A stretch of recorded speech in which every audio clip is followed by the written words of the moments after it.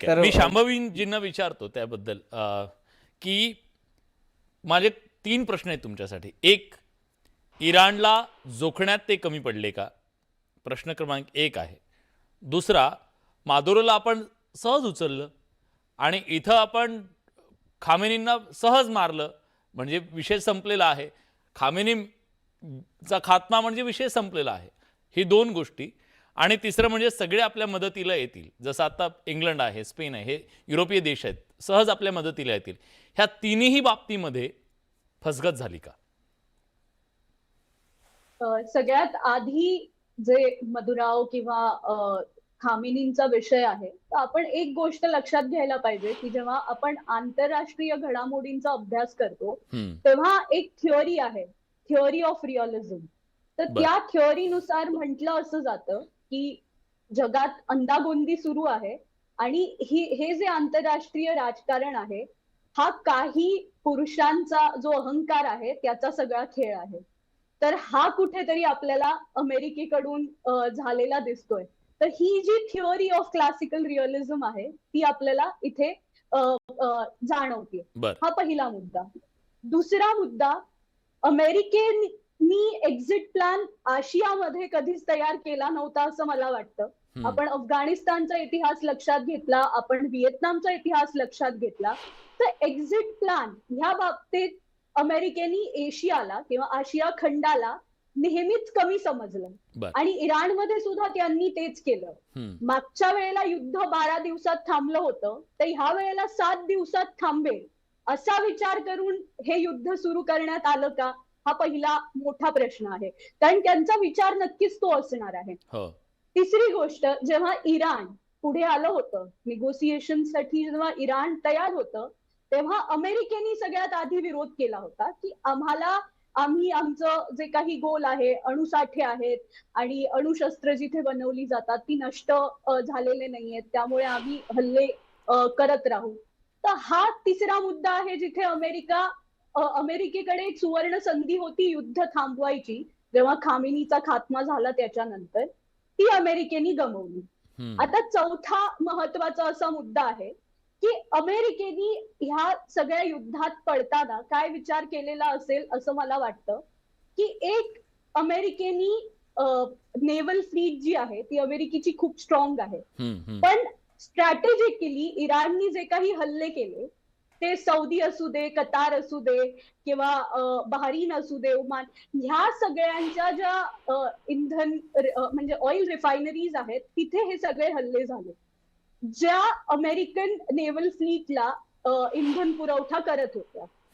दुसरं म्हणजे इतक्यात काही इराण काय म्हणतात होर्मुझची सामुद्रधुनी बंद करेल किंवा त्याला वेपनाइज करेल, तिथे माइन्सनी अडथळा आणेल असं अमेरिकेला वाटलं नव्हतं.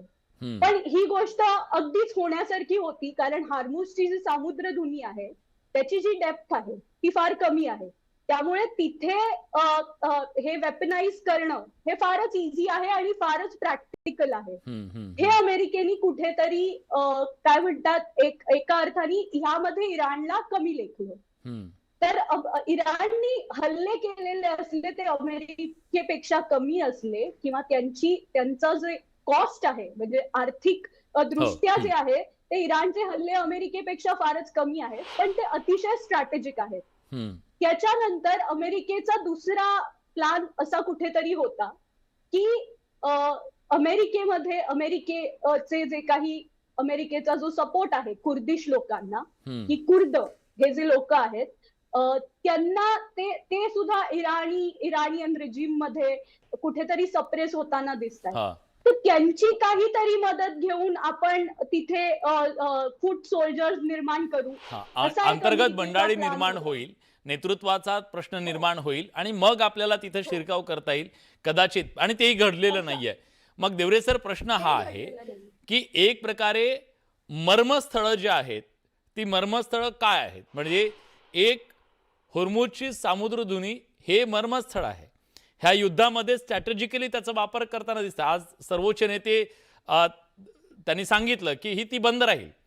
याचा अर्थ त्याचा सुद्धा सामरिक दृष्ट्या एक वेपन म्हणून वापर केला जातोय का?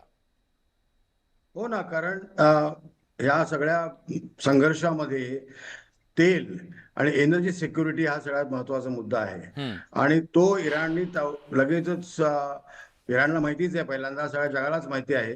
आणि ह्याच्यामध्ये इराणनी होर्मुझच्या सामुद्रधुनीवरती जी ताबडतोब पकड मिळवली आणि त्याला तिथे तिथल्या जहाजांना जाण्याची बंदी एक प्रकारची स्थापन केलेली आहे. त्यामुळे आज जगाच्या समोर मोठा एक प्रश्न बसलेला आहे. आणि त्यामुळे शेवटी जेव्हा याच्यातून काहीतरी मार्ग काढायची वेळ येईल अमेरिकेला किंवा सगळ्या देशांना, त्या होर्मुझचं आता हे कसं करायचं, होर्मुझमधनं शांती मार्गाने जहाजं कशी जाऊ शकतील, तेलाचे पुरवठे कसे होऊ शकतील, याच्यावर काहीतरी शेवटी अग्रीमेंट करावं लागेल. आणि मला वाटतं शेवटी हा मुद्दा यातला फार महत्वाचा असेल. अमेरिकेला एक कळून चुकलंय की त्यांचे इथे सोल्जर्स येऊ शकत नाहीत. आणि तो पर्याय त्यांच्याकडे नाही की ती रिस्क ते घेणार नाहीयेत? त्यांच्याकडे पर्याय आहे. आणि अमेरिका मधून कालच्या कुठल्या ते त्यांच्या चर्चेमध्ये हा मुद्दा आलेला होता की अमेरिकन त्याच्या सोल्जर गेले आणि त्यांनी लगेच ताबडतोब तिथल्या याच्यावरती काही कमांडो पाठवायचे असं म्हणाले, कमांडो पाठवून काहीतरी केलं. परंतु इराणचा इतिहास ध्यानात घेता अमेरिका ती चूक करेल असं मला वाटत नाही आता.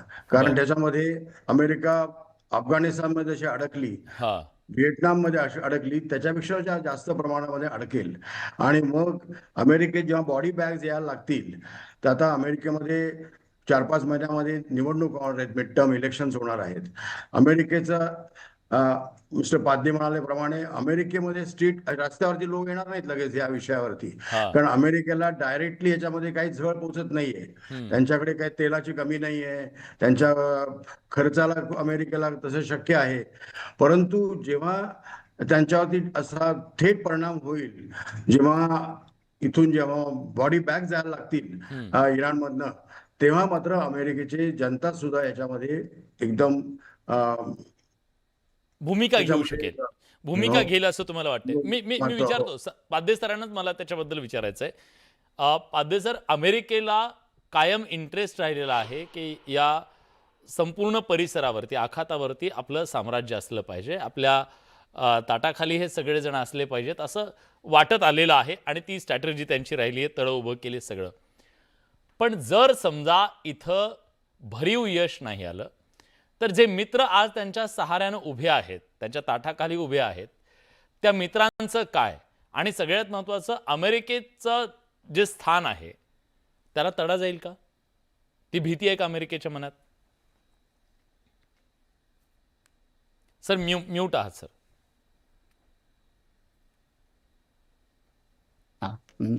मी एका दृष्टीने म्हणेल की अमेरिका त्या बाबतीत तेवढा विचार करते का किंवा आत्ताचं प्रशासन करते का असं मला वाटत नाही. आत्ताचं जे होतं ते मी म्हणेन की जे युद्ध झालेलं आहे त्याच्याचे आता आपण जर का नुसतं इराणचा जरी फक्त विषय बघितला की इराण ह्या म्हणजे आपल्या भाषेत म्हणायचं तर अवघड जागेचं दुखणं गेले 40 वर्ष ना गल्फ पण म्हणतंय आणि अमेरिकाला पण वाटतंय आणि वेस्टर्न हेमिस्फिअरला तो एक मोठा न्यूक्लिअर त्यांचे जे अम्बिशन्स होते त्याच्यामुळे वाटत आलेला आहे. तर हा जो प्रश्न कधीतरी निकाली काढायचा ह्याचा निर्णय गेले कितीतरी वर्ष प्रलंबित होता. आणि इस्रायलने कितीतरी वेळा इंटेलिजन्स दिलेला आहे. आपण बायडन यांच्या कारकिर्दीत सुद्धा अशी एक वेळ आली होती की मी असं आधीचे परराष्ट्रमंत्री म्हणाले की फक्त आम्ही 30 मिनिटं डिसिजनच्या दूर होतो की आता युद्ध करायचं की नाही. या आपण बघितलं तर इराणचा हा प्रश्न हा खूप क्रॉनिक म्हणायला पाहिजे, त्यांना तो सोडवायचा होता. आणि ट्रम्प यांची स्वतःची जी इमेज आहे किंवा मी प्रत्येक जगातले मोठे प्रॉब्लेम सोडवू शकतो आणि ते मी करून दाखवू शकतो, ही जी महत्वाकांक्षा आहे ती प्रचंड मला वाटते की या बाबतीत त्यांनी त्याला म्हणजे इस्रायलनी खतपाणी घातलं असेल किंवा त्यांच्या निर्णयाला त्यांना असं वाटलं असेल की let's go ahead and get it done. याच्यामध्ये गल्फचे जे त्यांचे मित्र आहेत त्यांना इम्पॅक्ट होणार हे माहिती होतं, परंतु इस्रायलनी कदाचित तो कॉन्फिडन्स दिला असेल की हे युद्ध आपण लवकर संपवून यांच्यावर एवढा इम्पॅक्ट होणार नाही. तर आता हे जर माझ्या मते that will be critical also, कारण अमेरिकेला पूर्ण हे सोडून पण चालणार नाही. कारण आपण बघितलं तर ऑइलवरचं डिपेंडन्सी अजूनही जगाची इतकी कमी झालेली नाहीये, हे एका युद्धाहून सिद्ध झालेलं आहे. हो हो त्यामुळे ऑइल म्हणा किंवा गॅस म्हणा, जोपर्यंत त्याचे पर्यायी एनर्जी सॉव्हरेनिटी प्रत्येक देश शोधत नाही, तोपर्यंत हा प्रॉब्लेम मला वाटतं की चालूच राहील आणि तोपर्यंत अमेरिकेला तिथली स्वतःची सत्ता गमावणं, मला नाही वाटत की त्यांचा कंट्रोल गमावणं झेपणार आहे. अगदी माझ्याकडे त्यामुळे वेळ खूप कमी आहे आता, शेवटची 2 मिनिटं आहेत, म्हणून शांभवीजींकडे जातो मी. एक्झिट पॉईंट काय असू शकतो आत्ता या सगळ्या परिस्थितीमध्ये?